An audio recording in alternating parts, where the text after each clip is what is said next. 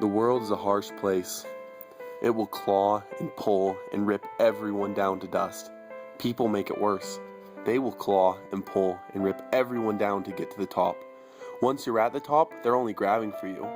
What they don't have, they'll take from you until you're at the bottom left only as dust, from which you have to rise like the phoenix, stronger than ever. What happens when you stop giving in to the expectations of cruelty? You become enlightened, stronger, smarter, better even? No. You become weak and soft. People look for that in a person so they can take advantage. It's a tough world that I wasn't made for. I tried to be ruthless and hurtful, and I became successful. I made sure nobody was better than me through whatever means I could. If they were better, I made myself seem better. I was a fake that stole strength and talents from everyone else. A leech. Until one day, I finally gave up and tried to change to what I thought was the better. I got soft. This happened on one of my assignments. I wanted to be better. That did a lot of good for me. I had to do some things for an acquaintance, and I couldn't. I gave up my ways at the wrong time. I paid dearly for it. Josh, come with me. We need to have a chat. Josh was a good kid. Smart, quick, and sly. He knew what it took to get the job done, and he never seemed to come back empty-handed, until one day he finally did. It was too big of a job for him to mess up, and so much was riding on it, and he failed us. We didn't cover our tracks when it came to Josh, and we'd gotten lazy because of his habit of tying up all the loose ends so effortlessly.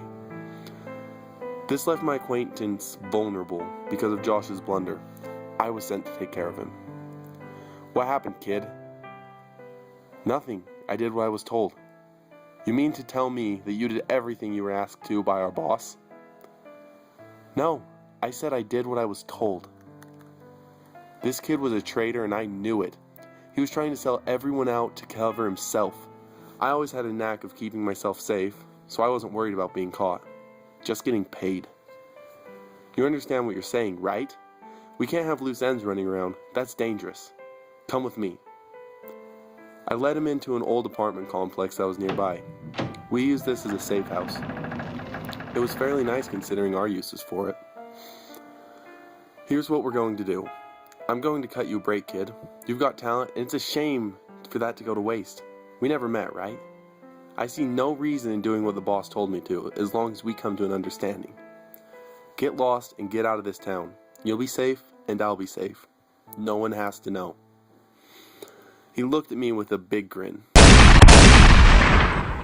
The boss was behind me. I got double-crossed. I laid there on the ground watching everything in third person. My body was on the ground, limp and mangled.